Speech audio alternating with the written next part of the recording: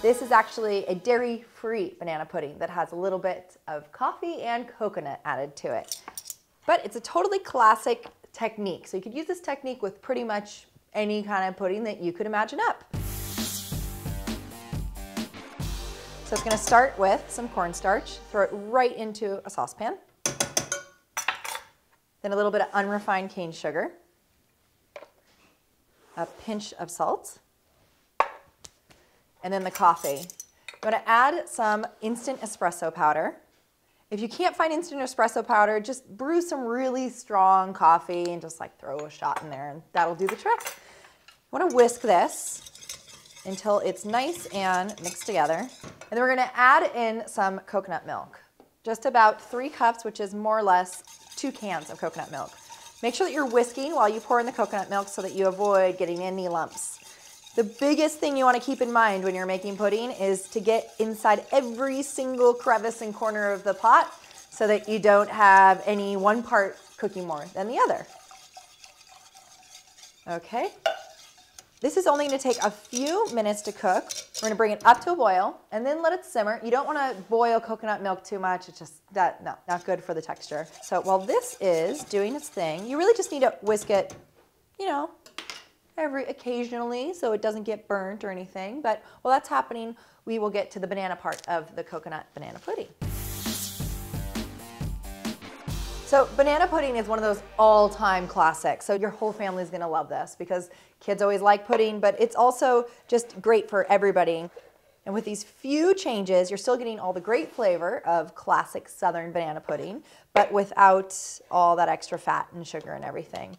The original, I think, has, you know, sour cream and heavy milk and all that. We're getting the richness here from the coconut milk without having to add all that stuff in there.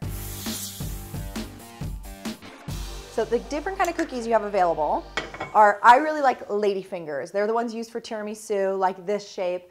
You want one that's really nice and crumbly, and then you're just gonna crumble that and layer that in with the bananas. Or you could use the classic vanilla wafer, but you wanna look for one that's reduced fat. You could also use really any kind of thin cookie that you like, but just make sure that it's kind of easy and lower on the fat and sugar so that you're not adding that all in when you've made all this effort to make a healthier version of it.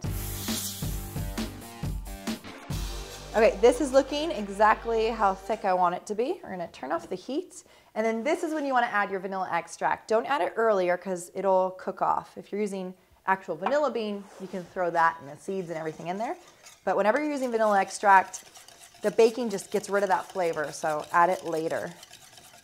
Okay, look at this. It looks like a fabulous pudding. It smells like so espresso-y and delicious and coconutty. The final thing, always keep in check your portion sizes. So find a little ramekin like this or any other small container that you can serve the pudding in, and that way, you know, you really are controlling also your portion size in addition to just making it lower fat.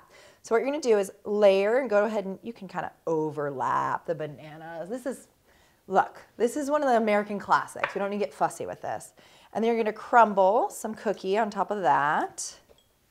So the crumbled ladyfingers just go on top of the bananas. And then just a little bit of the pudding. About 1/3 a cup is a good portion size. And this is really warm now, so you're gonna wanna let it sit up. Just needs about 1 hour to 2 hours in the refrigerator. You could make it well ahead of time though. And then the final step, once it's actually all set up and beautiful, throw some toasted coconut on top. That's gonna give it another little hint of some tropical flavor, give it some good texture, and well, it's gonna make it very pretty too. Always keep that in mind when you're making stuff. So there you have it, a layer of bananas, a layer of some fabulous crunchy ladyfingers, espresso coconut pudding, and then the toasted coconut. That is one good looking Southern banana pudding made very, very tropical. This is one delicious pudding. Ready, set, cook. Subscribe or watch another Recipe Rehab how-to video right now.